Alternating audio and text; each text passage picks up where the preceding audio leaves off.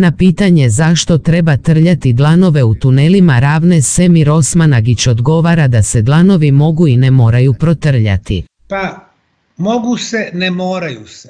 Međutim, u nastavku ističe kako posjetitelji nakon trljanja dlanova počinju osjećati tobožnje zračenje, pa ostaje nejasno zna li Semir uopće što govori. Mi kažu malo protrljajte da biste lakše osjetili šta se dešava iznad ovog bloka. Izbilja kad ljudi malo protrljaju ruke, malo se smire, počinju da osjećaju zračenje iz ovog bloka. U ranijem video zapisu o šarlatanima u tunelima pojasnili smo da se trljanjem dlanova podražuju živčani završeci što može rezultirati taktilnim senzacijama, a koje se pogrešno pripisuju tobožnjoj energiji onih kamenčina. Inače geolozima poznatim kao boldersima, blokovima ili velikim zaobljenim stijenama.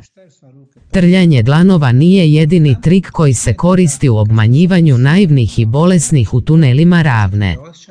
Sugerira im se također da drže ruke iznad megalita bez da ih naslanjaju na koljena, što dovodi do zamora ruku, a time i taktilnih senzacija.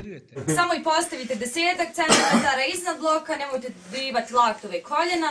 Protrljajte ruke ovako, lagano.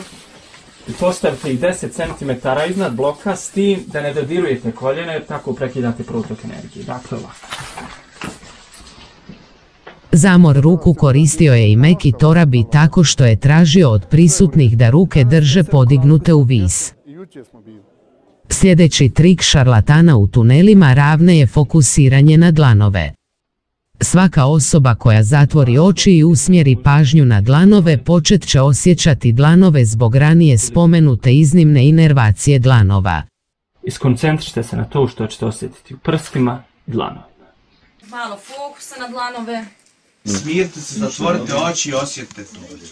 Sve su to trikovi koje Semir i njegov tim obilato koriste u obmanjivanju naivnih i bolesnih.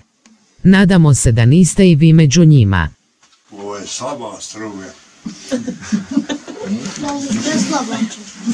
Ali nemojte odustati tako lako. A onda ako hoćete da vam energija uđe, samo dlanove malo još ovako izravnajte i tačno će energija da udara ovdje. I tu vam ulazi u organizam.